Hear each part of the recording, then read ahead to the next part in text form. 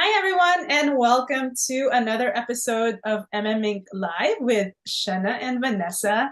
And today we have Kim De Silva. And I'm actually going to let Kim introduce herself. So go ahead and tell us who you are, what you do, and who you serve, Kim. Sure.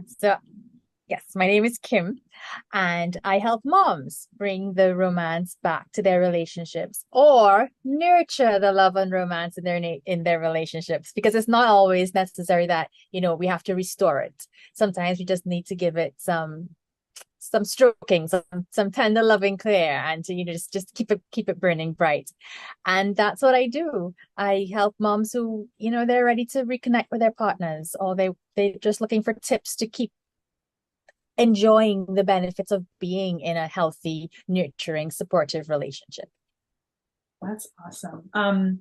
This is actually one of the topics that we come across a lot. Well, there's you that are helping moms, and then there's also a lot of relationship coaching that we run into a lot of relationship coaches. So attracting your ideal client and all that good stuff, and of course, I feel like a lot of it too.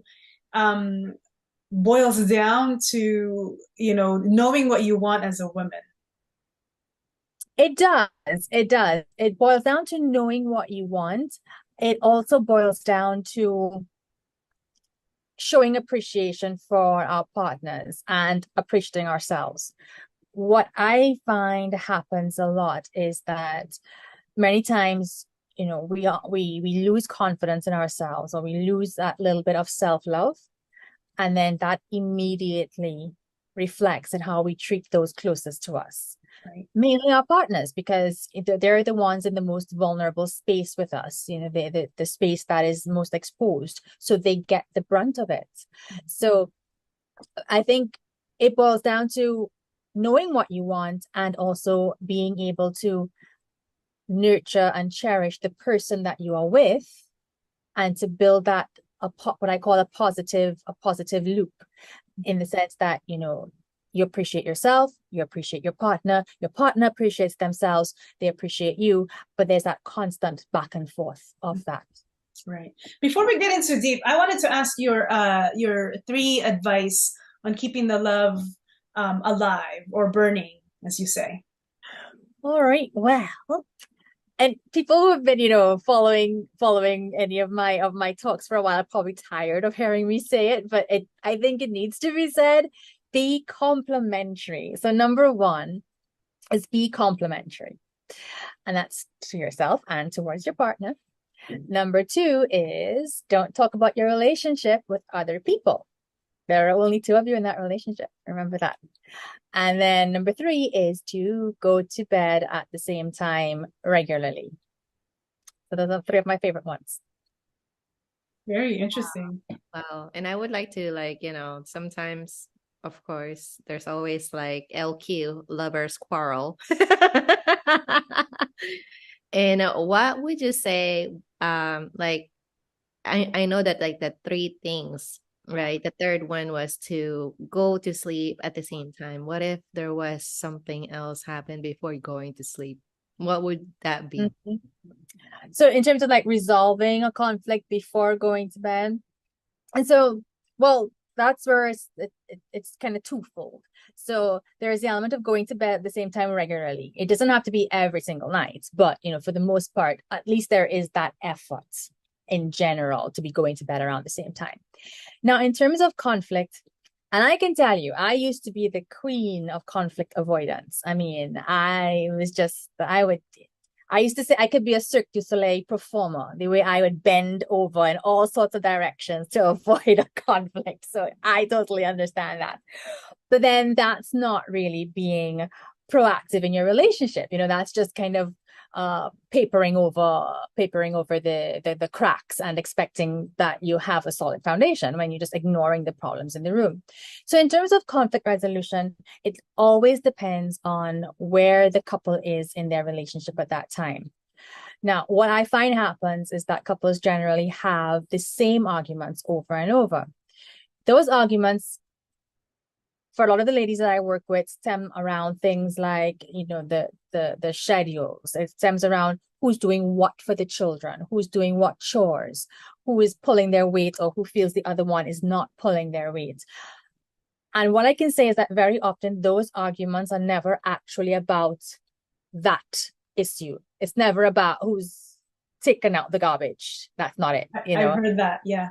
Yeah. And often it comes down to a matter of feeling appreciated or feeling disrespected. And that's what it really is. So how do we work around that? Well, two things. If you're getting to the point where you feel your pressure rising, you get to the point where you're going to start, because if we're having this discussion, you've had this argument before. This isn't a brand new argument that's appeared out of nowhere. So you know your patterns, you know how you feel, you know how you sound, you know how you react. So you have to insert a pattern interrupt, which is easier said than done, which is why it's something you have to think about beforehand. The arguments are going to happen. If they've been happening, they're going to continue happening. So you have to remember, okay, the next time we are arguing over who has to do the dishes tonight, and we know very well it's not about the dishes, and I get to that point where I'm about to say that thing that's very hurtful, that's very insulting, that's very critical, because that's the way that I cope, and that's my defense mechanism, is to throw an insult out at my partner. Pattern interrupt, stop. Take a deep breath. If you have to turn around and say, I need a moment to cool down, we need to change the topic of our conversation. We can disagree on this right now, but I don't want to make it worse. You have to figure out what works for you, what code works for you, what escape phrase works for you. It can even be a matter of, I remember once literally turning around in a full circle just to kind of clear some of that negative energy that was around me at that time. And pattern interrupt, right? Yeah, exactly. It literally is pattern interrupts, and you may come back to the argument later on, or it may be one of those that you can ignore for that time being. The important thing is to don't let it escalate out of control. And what happens when you have that escalation is that it then moves out. It's no longer about, you're not discussing the dishes or the laundry or whatever it was. You start to bring up things from the past. So that's the other thing in conflict. What is the issue at present? What are we arguing about right now? Let's stick to it. And if you can, again, these are not brand new arguments. So question it. Why are we fighting over this? What am I trying to get him to understand? What has he been trying to get me to understand? Take it deeper. Figure out what the argument actually could be about to get to the root cause of it, and then see if you can address it. So to kind of summarize all of that, in terms of your conflict resolution, stick to the argument that you're currently having, one. And two, before you get to the point of no return, insert your pattern interrupt. But for both of those things, you have to start thinking about it before the argument happens, because in the moment, it's really hard. It's really hard to do right in the moment. It sure is. It sure is. And then that goes back to number one, is complementary. Because a lot of I've heard it before, and I've heard it from psychotherapists, psychologists, therapists out there. They would always say always appreciate, express your appreciation, compliment each other, because in that way you hit that note where, oh, okay, she appreciates me. But of course there is an issue. Yeah. Compliment hurts. Yes, it does. And it's not always easy to compliment somebody. Sometimes you can't even think, because you're so angry about, what do I even like about you right now? Yeah. Right. So, honey, I love you, but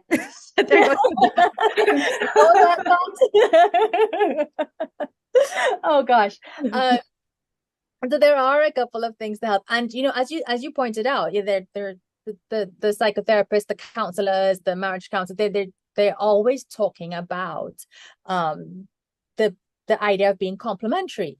And there's this 5-to-1 ratio that I remember the first time I read it, I was like, oh my gosh, what am I doing? So it's for every one negative interaction you have with your partner, you should be having 5 positive interactions with them. And then I saw someone take that a step further, and they're like, marriages can be saved if partners would compliment each other 5 times a day. And I was like, what is it with this number 5? and 5 is a lot, you know. And here's a little tidbit.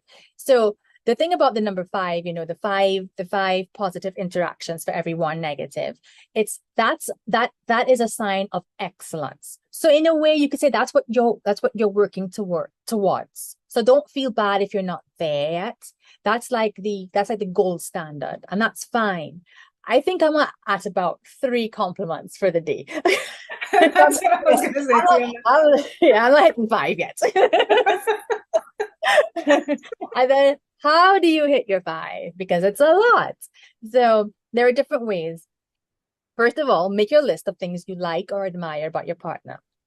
And if you're in that headspace of, I'm just irritated with him all the time, I can't think of anything positive to say. If you have small children, ask them, like, what do you like about your father? What do you like about, you know, whoever it may be? Because children can be a lot more forgiving than we are. Yeah. And I say the smaller children, the teenagers know it all. So we don't ask. I don't have teenagers yet, but the younger ones can give you some guidelines, you know, that you can make a note of. And then the ones that you can say, you say. If it's not, you know, don't force it. If it comes up, you say it. You can send a text message. You can leave a note for them to find.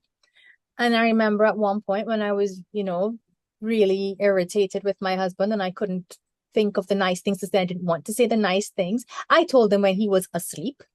So that counts, right? And that, you know, and that the point of that wasn't so much for him at that point. That was for me to get into the habit of saying it so that, you know, at some point later on, I would tell him when he was actually awake and could hear it. So, but you have to train, sometimes you have to train yourself, you know, and people like to say, I'll do something or I'll act when I feel like it. I have to tell you something. If you want to make positive changes in your life, and it's not just your relationships, sometimes you have to do the right action, even if you don't feel like doing it. Oh, that's so powerful. I think that's very powerful, not just in a marriage relationship, it's in any partnership, friendship, right? That's powerful. Very, very powerful. Yeah. It's I'm sure that anybody who's listening or watching this right now on a live or a replay, they'll be like, "Ooh, girl, you hit that nerve." I mean, like, this talk has been like, you know, value bomb and after value bombs. Do you currently have like a Facebook group that you build, or a community where other people or other women, are men invited or something? Because it sounds like it's not just for women. Practically, it's not. Well, I have a baby Facebook group. It's younger than your son. So it's not even 2 weeks old yet. They were very small, but yes, I've got tons of value packed in there already, and it's a very interactive group. I've tried to make it super fun. We talk about the serious things. Sure. You know, so yesterday's topic was about stonewalling, which is that when you're in that conflict space and you kind of shut down and you don't interact with your partner because you're feeling too overwhelmed, and nothing they say gets in, but then also nothing that you want to say gets out.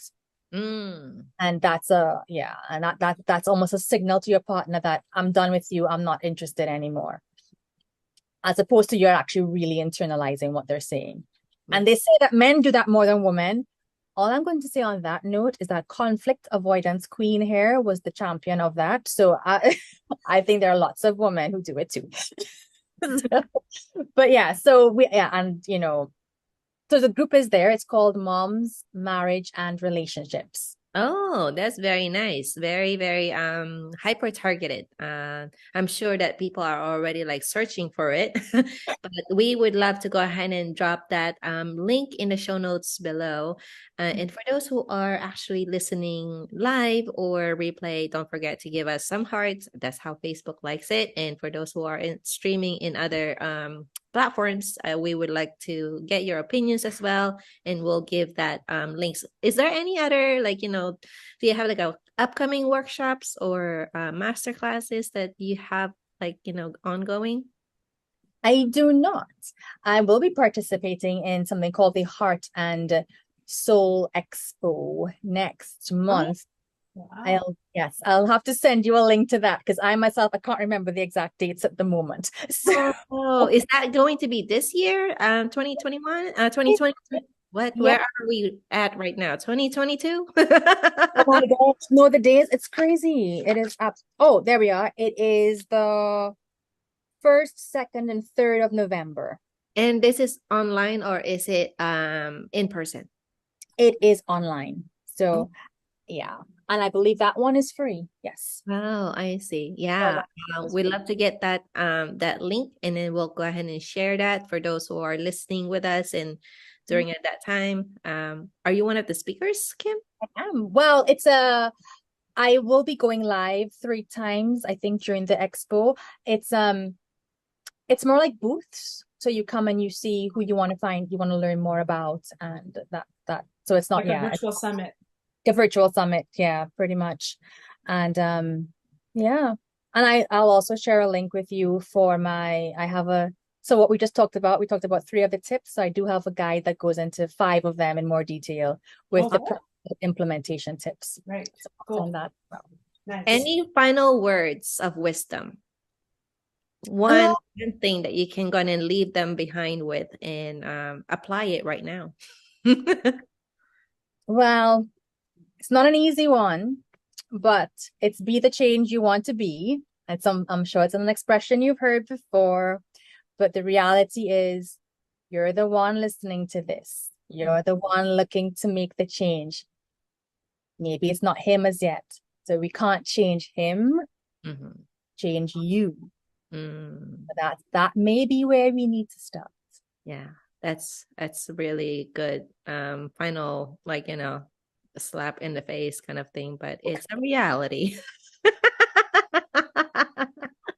Thank you so much, Kim, and we appreciate you giving us those 3 valuable tips, and looking forward to that summit and that PDF that we can go out and dive right into it as soon as possible. So thank you, everybody who's listening live or in a replay. Make sure to check out the notes and check out Kim and her Facebook group. And if you're tuning in, let us know below, and we'll talk to you guys soon. Bye.